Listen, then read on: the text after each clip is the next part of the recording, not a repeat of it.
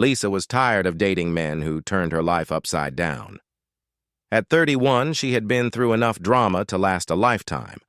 Her last boyfriend had been a musician who thought sleeping until noon was a career choice. The one before that was a fitness trainer who criticized everything she ate. She wanted something different. She wanted peace. That's when she met Alex at her friend's birthday party. While everyone else was dancing and shouting over loud music, he stood quietly by the bookshelf, actually reading the titles. Not pretending to look busy like most people do at parties, but genuinely interested in what books were there. Lisa found herself walking over to him. "Finding anything good?" she asked, pointing at the books. He looked up and smiled. It wasn't one of those flashy smiles that some men use to impress women. It was warm and real. "Your friend has great taste," he said. "She's got books here I've been wanting to read for years." They talked for an hour about books, movies, and their jobs. Alex worked as an accountant at a small company downtown. He seemed genuinely interested in what Lisa did as a marketing coordinator. He asked questions that showed he was actually listening, not just waiting for his turn to talk. When the party ended, Alex asked if she'd like to get coffee sometime. Not dinner at an expensive restaurant or drinks at some trendy bar, just coffee. Lisa said yes without thinking twice. Their first date was at a small coffee shop near Lisa's apartment. Alex arrived exactly on time, which surprised her. Most men she'd dated were either 20 minutes early or 30 minutes late. He was just right. They talked easily, like old friends. Alex told her about his work, though he kept the details simple. "Numbers and spreadsheets," he said with a laugh. "Not the most exciting job in the world. But it paid the bills, and he liked solving problems." Lisa found his honesty refreshing. He didn't try to make his job sound more important than it was. He didn't brag about his salary or his car. He just seemed comfortable being exactly who he was. Over the next few months, they fell into an easy routine. Coffee dates turned into dinner dates. Dinner dates turned into weekend hikes. Alex knew all the best trails around the city. Places Lisa had never heard of, despite living there for 5 years. He had this way of always knowing exactly what she needed. When Lisa had a stressful week at work, Alex would show up with her favorite, takeout food. When she mentioned wanting to try a new restaurant, he'd already made reservations. It was like he could read her mind, but in the sweetest possible way. Lisa's friends loved him. Her family loved him. Even her mother, who had something negative to say about every man Lisa had ever dated, thought Alex was wonderful. "He's so steady," her mom said. "So reliable. You can build a life with a man like that." There were tiny things that seemed a little unusual, but Lisa didn't think much of them at first. Alex never seemed to get sick, even when Lisa had a terrible cold and was coughing all over him. He always paid for everything with cash, never using credit cards. He was incredibly good at guessing what people were thinking or feeling. When they went out with friends, Alex would sometimes know things about people before they said anything. Like when Lisa's coworker mentioned she was thinking about quitting her job, Alex had already suggested some job search websites before she even finished explaining why she was unhappy. "You're really good at reading people," Lisa told him one evening as they walked through the park. Alex shrugged. "I guess I just pay attention," he said. "Most people tell you what they're thinking if you know how to listen." Lisa thought that was sweet. In a world where everyone seemed glued to their phones, Alex was actually present. He noticed things. He cared about details that other people missed. After 8 months of dating, Alex took her on a hike to their favorite trail. It was a beautiful spring day, and the view from the top was perfect. The city spread out below them, looking peaceful and small from up there. "Lisa," Alex said, taking her hand, "I know we haven't been together very long, but I can't imagine my life without you in it." He got down on one knee right there on the mountain trail. The ring was simple and perfect, exactly what Lisa would have chosen for herself. Not too big, not too flashy, just right. "Will you marry me?" he asked. Lisa said yes before he even finished the question. She had never been more sure of anything in her life. This was what she had been looking for all along, a man who was kind, honest, and completely devoted to her. Someone who made her feel safe and loved without any drama or complications. They planned a simple wedding. Alex didn't have much family, he explained. His parents had died years ago and he was an only child. Lisa's family was big enough for both of them, and they welcomed Alex like he had always been part of the family. The wedding was perfect, small, intimate, and filled with people who genuinely cared about them. Alex looked handsome in his simple, black suit. Lisa felt beautiful in her grandmother's dress that had been altered to fit her perfectly. During their first dance, Alex held her close and whispered, "I promise to always take care of you." Lisa felt tears in her eyes.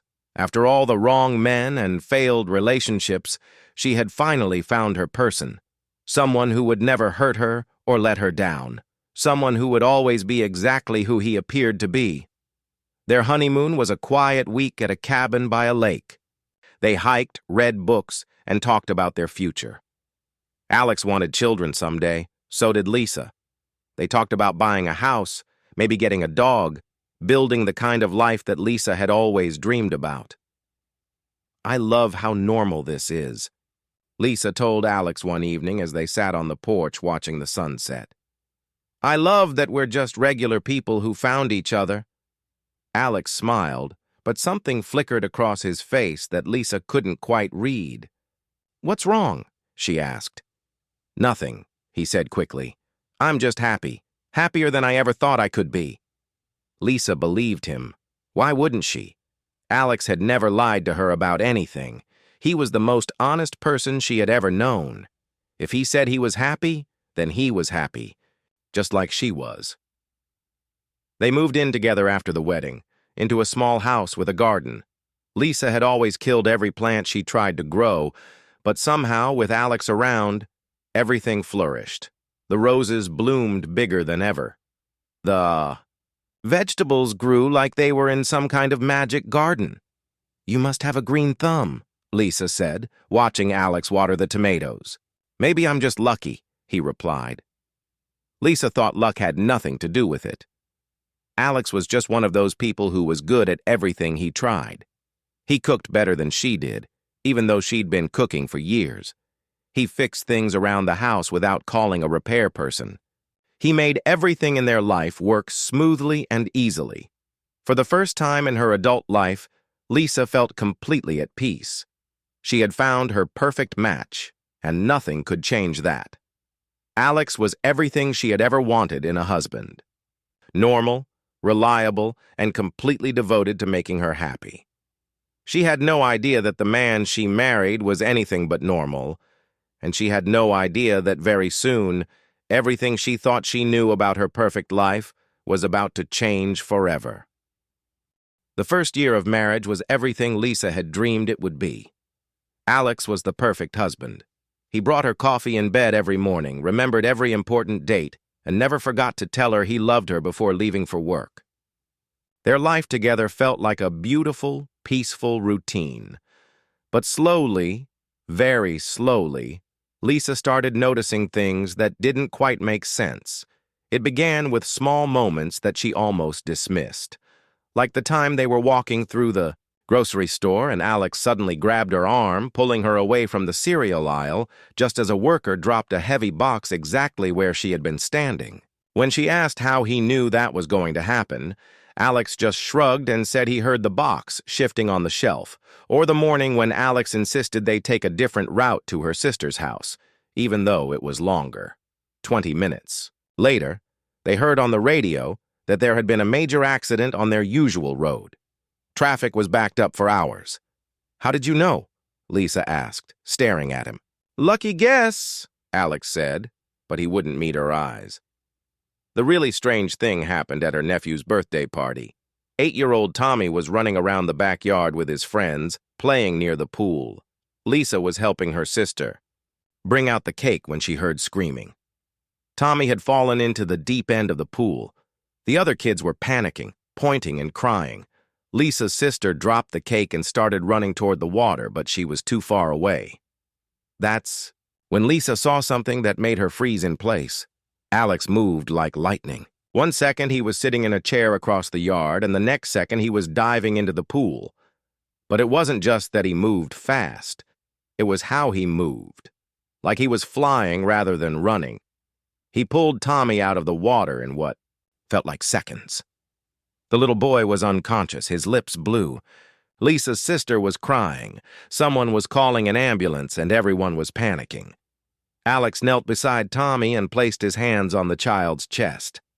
Lisa couldn't see exactly what he did from where she was standing, but Tommy suddenly coughed, up water, and opened his eyes. Within minutes, he was sitting up, asking for his birthday cake like nothing had happened. "The paramedics said he's perfectly fine," Lisa's sister told her later. "No water in his lungs, no signs that he was ever in danger. It's like a miracle." Lisa kept thinking about that word, miracle, because that's what it had looked like. But miracles didn't happen in real life, did they? That night, she asked Alex about it. "You saved Tommy today. How did you get to him so fast?" "Adrenaline," Alex said. "When kids are in danger, parents can lift cars. You hear stories like that all the time." "But we're not his parents," Lisa said. "Same idea," Alex replied, but again, he wouldn't look at her directly. Over the next few months, Lisa started paying closer attention to her husband, really watching him in ways she never had before. She noticed that Alex never actually ate the food at restaurants. He would order, cut it up, move it around on his plate, but she never saw him take a real bite. When she asked about it, he said he was a slow eater and had usually finished by the time she looked over. She noticed that he never seemed to sleep deeply. Sometimes she would wake up in the middle of the night and find him just lying there, staring at the ceiling with his eyes wide open. When she asked if he was okay, he would close his eyes and pretend to be asleep. Their plants were growing like crazy. Lisa had always been terrible with plants, killing everything she tried to grow. But now their garden looked like something from a magazine. The roses were bigger than any roses she'd ever seen. The vegetables were perfect. Even the house plants seemed to glow with health. "What's your secret?" her neighbor asked one day, staring at their tomatoes in amazement. Lisa looked at Alex, who was watering the plants nearby.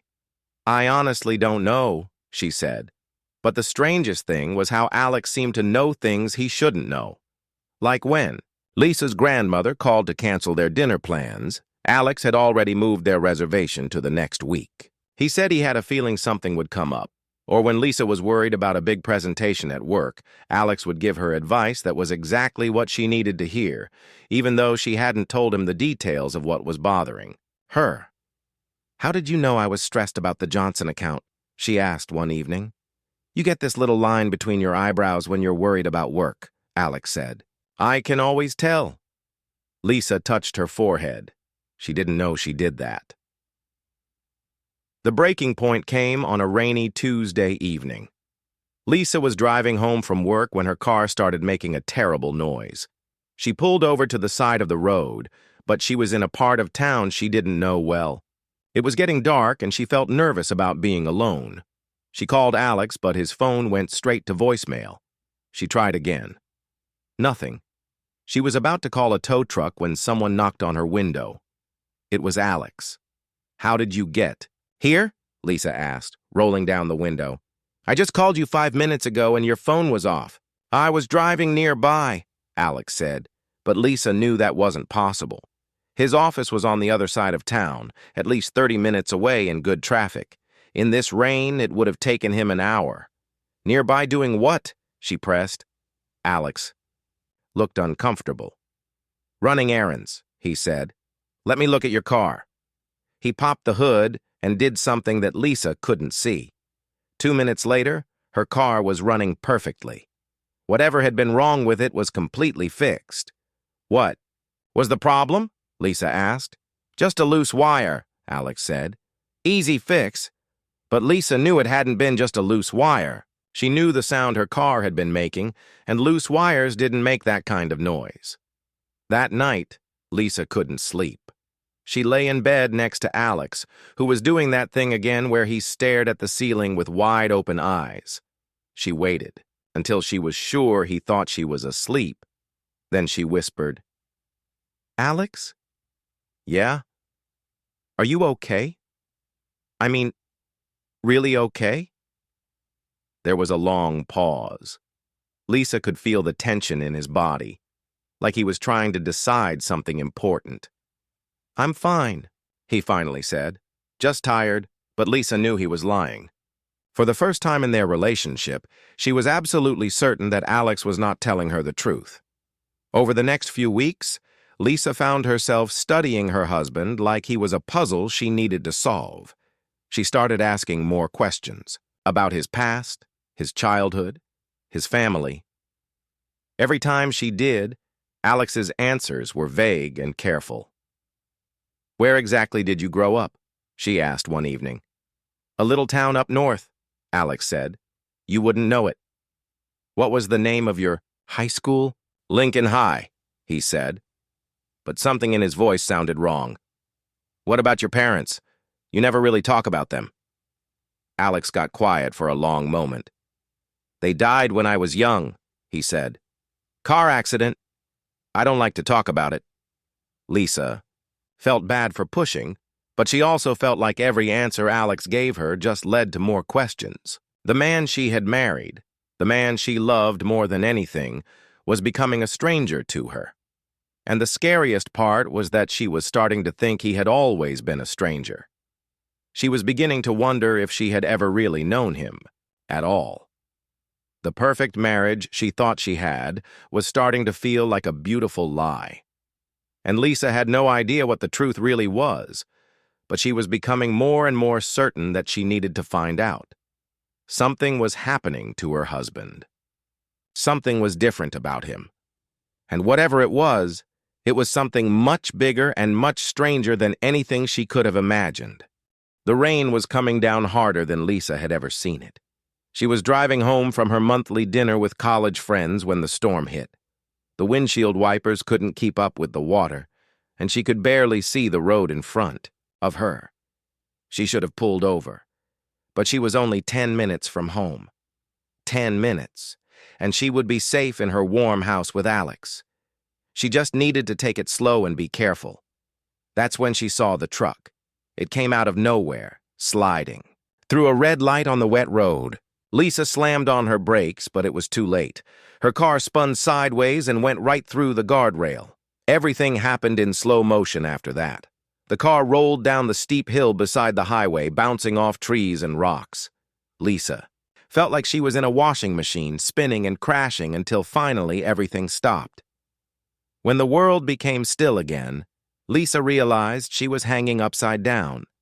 Her seatbelt was cutting into her chest, and there was something warm running down her forehead. Blood, she realized. She was bleeding. She tried to move, but pain shot through her left arm. Something was definitely broken. Her legs felt trapped, under twisted metal. The car was completely destroyed, and she was stuck inside it. Lisa tried to reach for her phone, but it had fallen somewhere she couldn't see. She called out for help, but she was too far from the road. Nobody would hear. Her down here in the rain. Panic started to set in. She was hurt, trapped, and completely alone. The rain was getting heavier, and water was starting to come into the car. She tried not to think about what would happen if the water kept rising. "Help!" she screamed as loud as she could. "Somebody help me!" But there was no answer except the sound of rain and wind. Lisa closed her eyes and thought about Alex. He would be wondering where she was by now. She was supposed to be home an hour ago. But how would he find her? Her phone was dead, and nobody had seen the accident happen. She was going to die down here, alone in the dark. That's when she heard footsteps. "Lisa!" The voice was familiar, but it seemed impossible. "Lisa, where are you?" "Alex," she called back, her voice weak. "I'm here. I'm in the car." Suddenly, Alex appeared at the driver's side window. His face was filled with panic and fear, but he was there. Somehow, Impossibly, he was there. "How did you find me?" Lisa asked through the broken glass. "Don't worry about that now," Alex said. "I'm going to get you out." Lisa watched through tears as Alex examined the car. It was completely crushed. The roof was caved in, the doors were jammed shut, and there was no way a normal person could get her out without special equipment. "You need to call 911, Lisa said. "Get the fire department. They have tools that can cut through metal." "There's no time," Alex said. "The water is rising too fast." That's when Lisa saw something that changed everything she thought she knew about the world. Alex walked to the front of the car and placed his hands under the crushed hood. Then, impossible as it seemed, he began to lift. The entire car, which probably weighed 3,000 pounds, started to rise up. Alex was lifting it with nothing but his bare hands, like it was made of cardboard instead of steel and metal. Lisa stared in shock as her husband lifted the car high enough for the doors to clear the ground. Then he moved to her door and pulled it completely off its hinges like he was opening a bag of chips. "Alex," Lisa whispered, "how are you doing this?" "We'll talk later," he said, reaching in to unbuckle her seatbelt. "Right now, I need to get you to a hospital." But as soon as Alex touched her, something even stranger happened. The pain in Lisa's arm disappeared completely. The cut on her forehead stopped bleeding. She felt warmth spreading through her body, like sunshine was flowing through her veins. "What's happening to me?" she asked. "Shh," Alex said softly. "Just let me help you." He lifted her out of the car as if she weighed nothing. But instead of the broken, bleeding woman who had been trapped, moments before, Lisa felt completely fine. Better than fine, actually. She felt stronger and more alive than she had in years. Alex carried her up the steep hill like he was walking on level ground. He wasn't even breathing hard. When they reached the road, he gently set her down next to his car. "How do you feel?"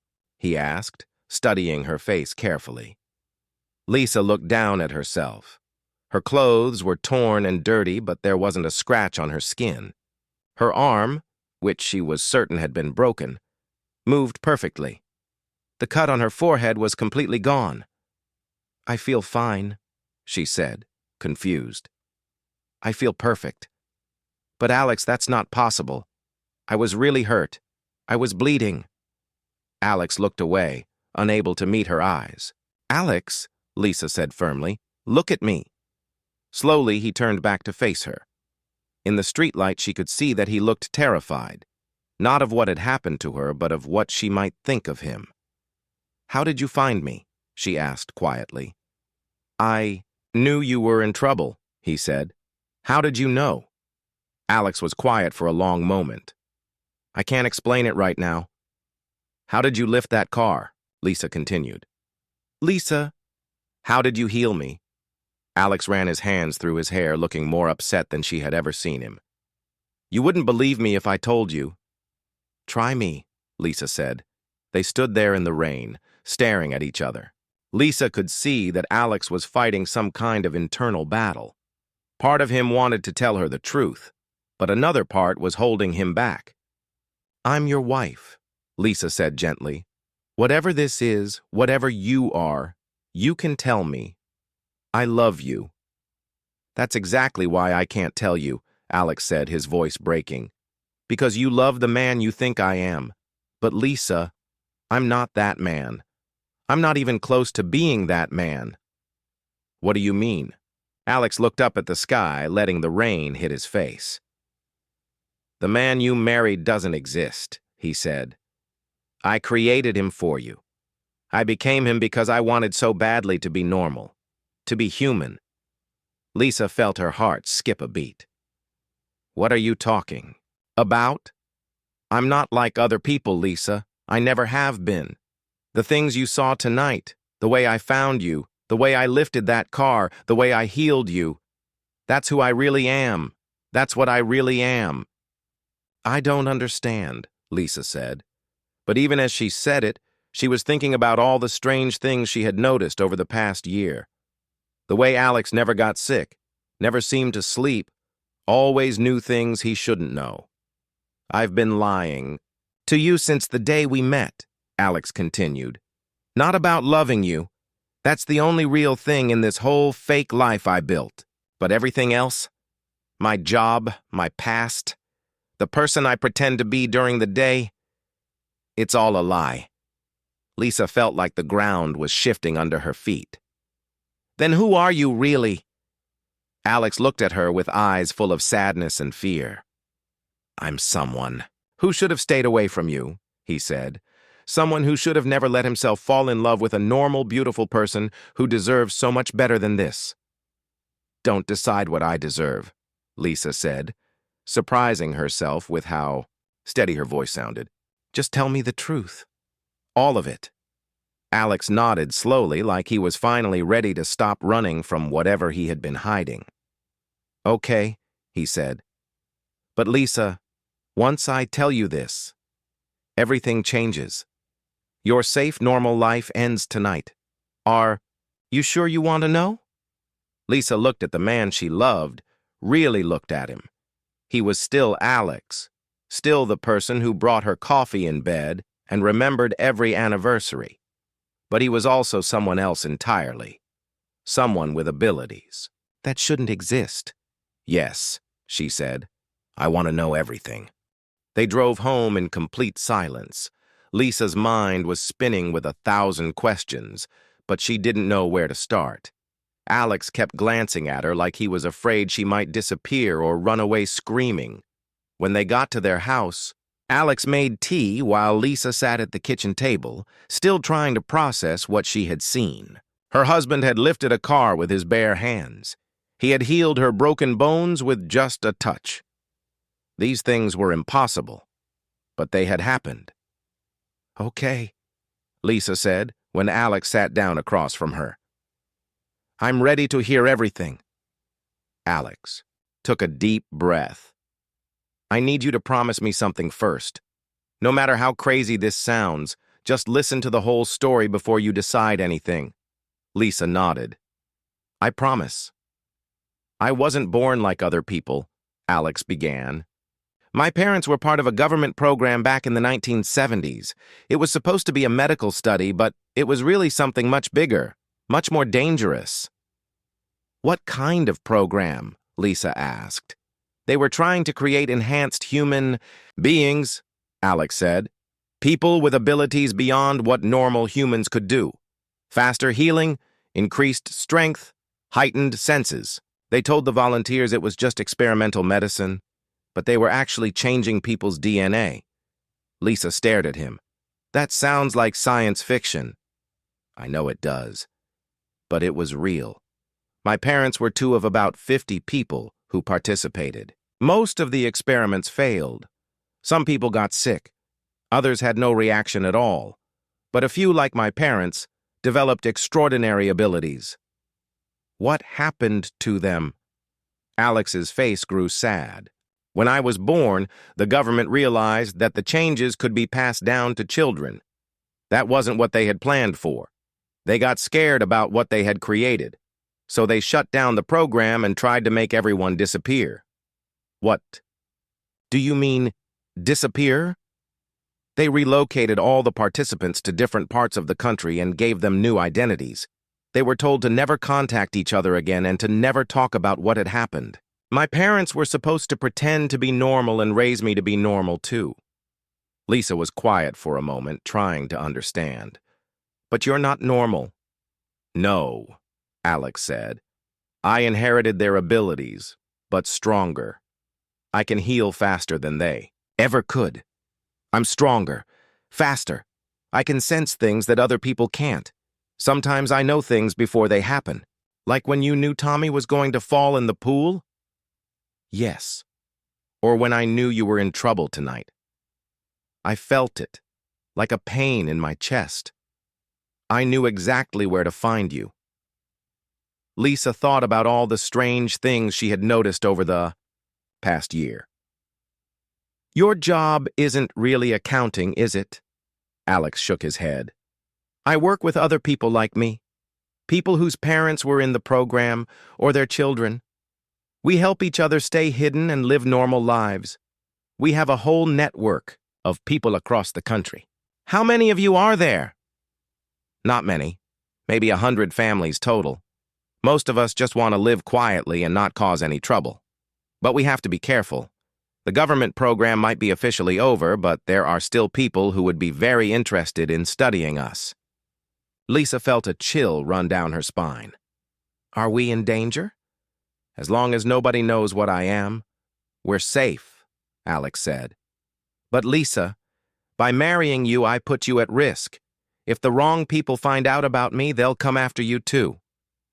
Why didn't you tell me before we got married? Alex looked down at his hands. Because I was selfish. I met you, and I fell in love. And for the first time in my life, I wanted to be normal. You made me feel human. When I was with you, I could pretend that I was just a regular guy with a regular job and a regular life, but you were lying to me every single day. Yes, Alex said quietly, and I hated myself for it.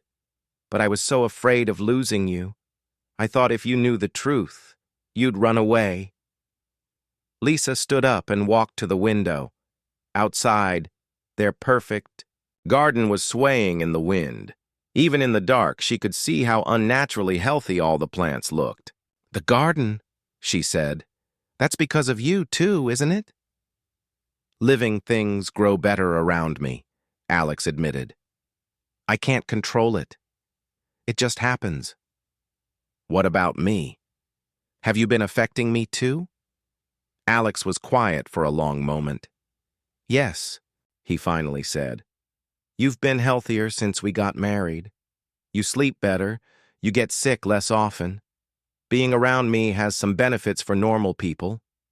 Lisa turned back to face him. So our entire relationship has been based on a lie. No, Alex said firmly. My love for you is real. The way I feel about you, the way I care for you, that's the most honest thing in my life. Everything else might be fake, but that's real. How do I know that? Lisa asked. How do I know that my feelings for you are even real? Maybe it's just some side effect of your abilities. Because I would never do that to you, Alex said, standing up. I could never manipulate your emotions. I love you too much to take away your choice like that. Lisa felt tears starting to form in her eyes. I don't know what to think. I don't know what's real anymore. I know, Alex said softly. I know this is overwhelming, and I know you probably hate me right now. I don't hate you, Lisa said.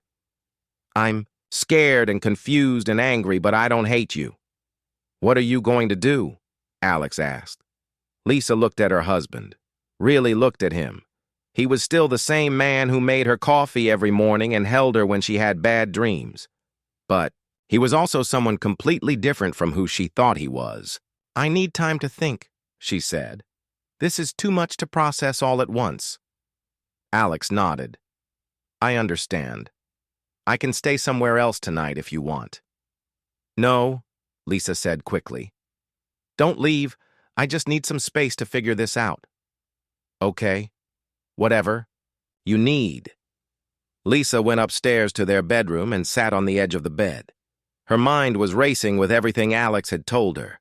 Government experiments, enhanced abilities, secret networks of people with powers. It sounded crazy, but she had seen the proof with her own eyes.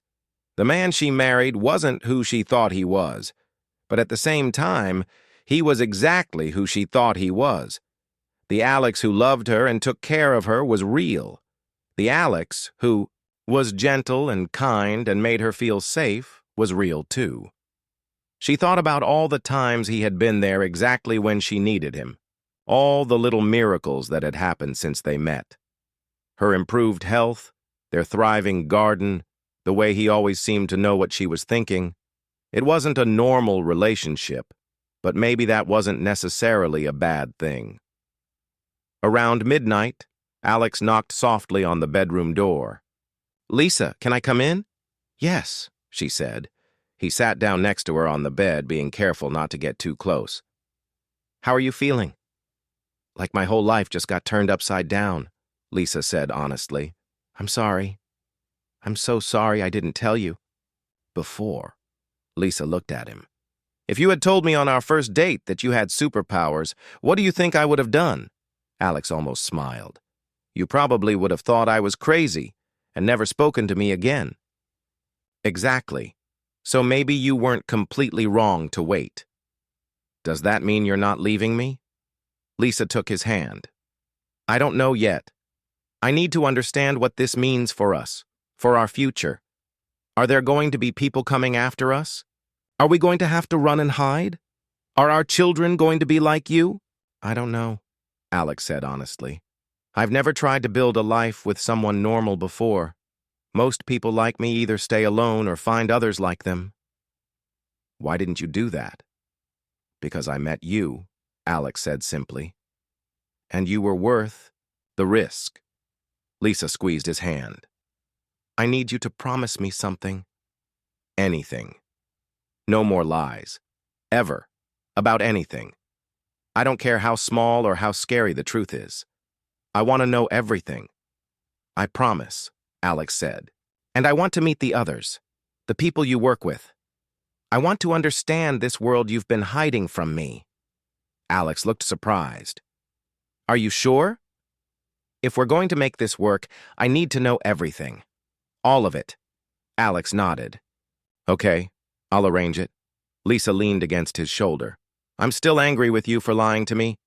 I know. You have every right to be. But I love you. The real you. All of you. Alex wrapped his arms around her. Even the parts that aren't human? Especially those parts, Lisa said. Because those parts are what make you who you are. And who you are is the person I chose to marry. 2 weeks later, Lisa found herself sitting in a coffee shop downtown, waiting to meet people she never could have imagined existed. Alex had arranged for her to meet 3 others from his network, people who had become like family to him over the years. Are you nervous? Alex asked, holding her hand across the table. Terrified, Lisa admitted. What if they don't like me? What if they think you made a mistake by telling me? They're going to love you, Alex said. And even if they didn't, it wouldn't matter. This is our choice, not theirs. The first person to arrive was a woman named Maya who looked to be about Lisa's age. She had kind eyes and an easy smile, and when she sat down, Lisa immediately felt more relaxed. So you're the famous Lisa, Maya said with a grin. Alex talks about you constantly. It's actually pretty annoying. Lisa laughed despite her nerves. He talks about you too. He says you're like his sister. More like his annoying little sister who gives him advice he doesn't want, Maya said. My ability is different from Alex's. I can sense emotions from other people. Not read minds, but feel what they're feeling. That must be overwhelming sometimes, Lisa said. It can be, but it also helps me understand people better. Like right now, I can feel how much you love Alex, even though you're scared about all this. And I can feel how happy he is that you're here. Next came David, a man in his 50s who looked like he could be anyone's father. His ability was different too. He could move things with his mind. Small things, he explained. Nothing dramatic like you see in movies. I work as a therapist, David told Lisa. My ability helps me sense when people are holding something back. It's useful in my job and it helps our community too. Sometimes people like us have trouble adjusting to having these abilities. How? Do you all stay hidden? Lisa asked. Very carefully, David said. We have jobs that don't attract attention. We help each other create backgrounds and identities that hold up under normal scrutiny. And we support each other when things get difficult. The last person to arrive was someone Lisa wasn't expecting. A teenager named Jordan who couldn't have been older than 17. They looked nervous and excited at the same time. Jordan is new to our group, Alex explained. Their parents were in the original program, but they died in a car accident last year. Jordan has been living with foster families who don't know about their abilities. What can you do? Lisa asked gently. I can heal people, Jordan said quietly. Like Alex, but not as strong. I've been trying to hide it, but it's getting harder. Last month, my foster mom cut her hand really badly, and I healed it without thinking. She thinks it was a miracle, but I'm scared she's going to start asking questions. Lisa felt her heart go out to this kid who was dealing with something so complicated at such a young age. That must be really hard. It is, Jordan said. But Alex says you might be able to help us figure out better ways to blend in with normal people. Lisa looked at Alex in surprise. What do you mean? You understand the normal world better than any of us do, Alex said. You know how regular people think, how they act, what they expect. Maya, David, and I have been living outside normal society for so long that sometimes we forget how to really fit in. Like what? Lisa asked. Simple things, Maya said.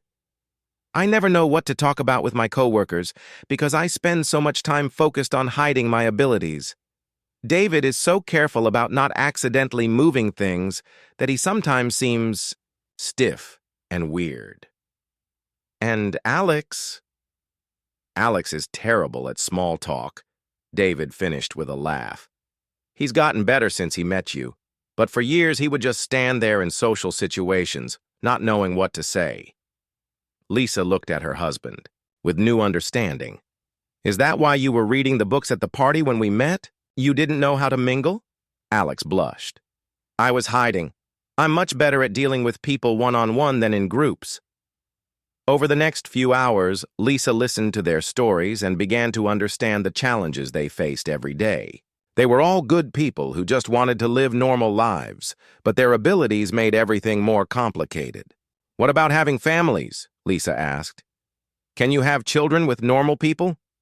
It's possible, Maya said. But the children might inherit abilities or they might not. There's no way to predict it. My parents were both enhanced, Jordan said. That's probably why my abilities are stronger than they expected. And sometimes the abilities skip generations, David added.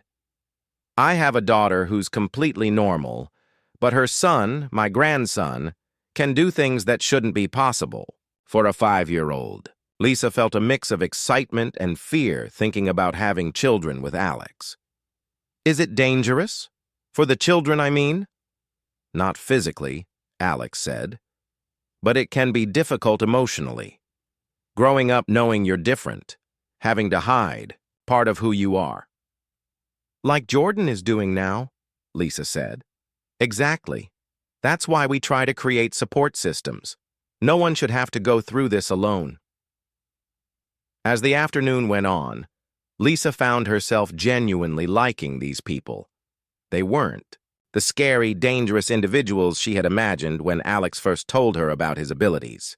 They were just people trying to make the best of an unusual situation. I have an idea, Lisa said suddenly. What if we created some kind of legitimate organization?